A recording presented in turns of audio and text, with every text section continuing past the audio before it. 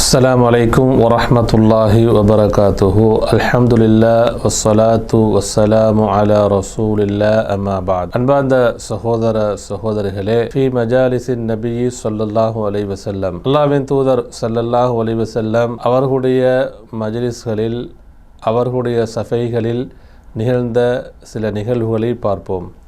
அதில் ஒரு செய்தியாக நிகழ்வாக அபூ ஹுரைரா ரலியல்லாஹு தஆலா அன்ஹு அவர்கள் அறிவிக்கக்கூடிய இந்த செய்தி ஹதீஸ் சஹீஹ் முஸ்லிமிலே பதிவு செய்யப்பட்டிருக்கிறது. ஒரு தடவை அல்லாஹ்வின் தூதர் ஸல்லல்லாஹு அலைஹி வஸல்லம் அவர்கள் தனது தோழர்களுடன் ஒரு மஜ்லிஸிலே சஃபையிலே அமர்ந்திருக்கும் பொழுது அல்லாஹ்வின் தூதர் ஸல்லல்லாஹு அலைஹி வஸல்லம் அவர்கள் தோழர்களை பார்த்து 4 கேள்விகளை கேட்கிறார்கள். அதில் முதலாவது கேள்வியாக மன் அஸ்பஹ மின்குமுல் யௌம ஸாயிமன், இன்றைய தினம் உங்களில் யார் நோன்பு நோற்றது, இன்றைய தினம் உங்களிலே நோன்பாளி யார் என்று கேட்கிறார்கள். நோன்பு என்று சொன்னால் உஃபரியான நோன்பை கேட்கிறார்கள். எல்லா தோழர்களும் மௌனமாக அமைதியாக இருக்கும் பொழுது அபூபக்கர் ரலியல்லாஹு அவர்கள் சொல்கிறார்கள் அன என்று சொல்கிறார்கள், அல்லாஹ்வின் தூதரே இன்றைய தினம் நான் நோன்பாளியாக இருக்கிறேன். இரண்டாவது கேள்வியாக ஃபமன் தபிஅ மின்குமுல் யௌம ஜனாஸத்தன், இன்றைய தினம் உங்களிலே யாராவது ஒரு ஜனாசாவை தொடர்ந்தீர்களா, ஜனாசாவுடைய தொழுகையில் அந்த ஜனாசாவை அடக்கம் செய்யும் பொழுது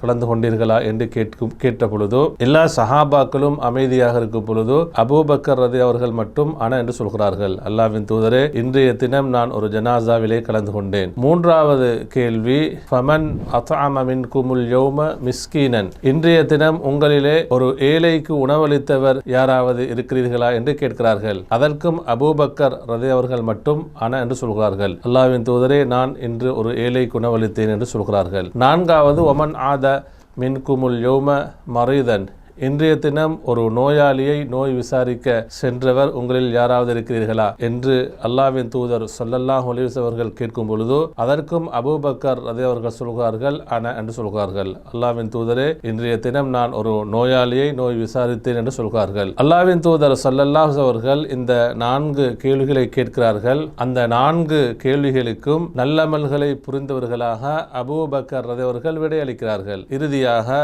அல்லாஹ்வின் தூதர் ஸல்லல்லாஹு அவர்கள் சொல்கிறார்கள் மஜி தமஅன ஃபிம்ரிஇன் இல்லா தஹலல் ஜன்னா, இந்த 4 விடயங்களும் நல்லமல்களும் யாருடைய விடயத்தில் ஒன்று சேர்ந்து விடுகிறதோ அவர் சுவர்க்கம் நுழைந்தார் என்று சொல்கிறார்கள். அன்புக்குரியவர்களே, எனவே இந்த நிகழ்விலே நமக்கு நிறைய படிப்பினைகள் இருக்கிறது. அல்லாஹ்வின் தூதர் ஸல்லல்லாஹு அலைஹி வஸல்லம் அவர்கள் அதாவது மக்களை தோழர்களை நல்லமல்களின் பக்கம் ஆர்வமூட்டிருக்கிறார்கள். அதே போன்று அபூபக்கர் ரலியல்லாஹு அவர்களுடைய அந்த ஆர்வம் நல்லமல்களை புரிவதில், நற்காரியங்களை நன்மைகளை புரிவதில், அதில் முந்திக் கொள்வதில் அவர்களுடைய ஆர்வம் இந்த நிகழ்விலே நமக்கு புரிகிறது. அதே அன்புக்குரிய சகோதரிகளே, நாம் அதிகமாக நம்முடைய வாழ்நாளில் முடிந்த அளவு நல்லமல்களை அதிகப்படுத்த வேண்டும். அல்லாஹ்வின் தூதர் ஸல்லல்லாஹு அலைஹி வஸல்லம் அவர்கள் தனது தோழர்களிடத்திலே கேட்ட இந்த 4 அமல்களும் சுவர்க்கத்தை பெற்றுத்தரக்கூடிய அமல்களாக இருக்கிறது. அதாவது நோயாளியை நோய் விசாரிக்க செல்வது, அதே போன்று